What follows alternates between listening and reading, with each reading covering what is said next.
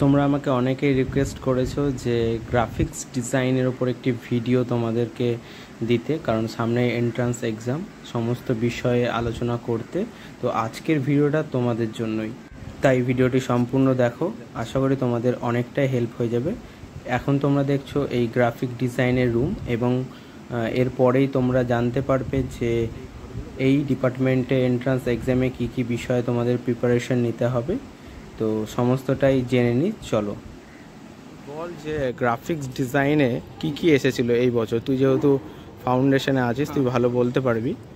আমাদের দুটো ভাগে পরীক্ষা হয়েছিল।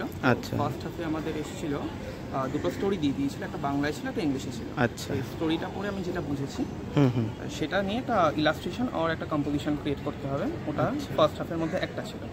তারপরে ছিল আমাদের একটা শেপ দিয়ে দিয়েছিল, আমাদের পড়েছিল ট্রায়াঙ্গেল। তো ওই ট্রায়াঙ্গেল থেকে 5টা অবজেক্ট, যে কোনো 5টা করতে হবে। আর থার্ড ছিল একটা ওয়ার্ড দিয়ে দিয়েছিল, সেটাকে আমাদের বিভিন্ন ফ্রন্টে লেটার দিয়েছিল, এবার সেটাকে আমাদের মিরর ইমেজে ক্রিয়েট করতে হবে।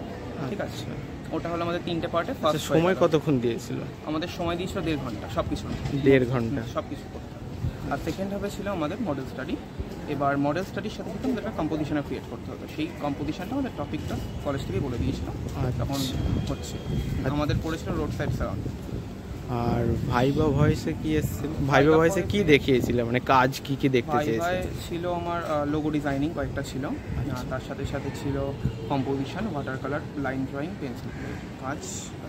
আর তাছাড়াও ওই অনেকে পোস্টার বানিয়েছে, মানে ম্যানুয়াল, ডিজিটাল, বোথ এগুলো। আর কি কি কাজ দেখাতে পারে ভাইভাতে? ভাইবা মডেল স্টাডিটা, ওয়াটার কালারটা, আর ডিপার্টমেন্টাল কাজ যদি থাকে খুব ভালো। এটাই পোর্টফোলিওটা এত সুন্দর করে, পোর্টফোলিওটা সুন্দরভাবে তৈরি সুন্দর থাকে। আচ্ছা, ঠিক আছে। তাহলে তোমরা বুঝতে পারলে তোমাদের কি কি কাজ করতে হবে এক্সামে।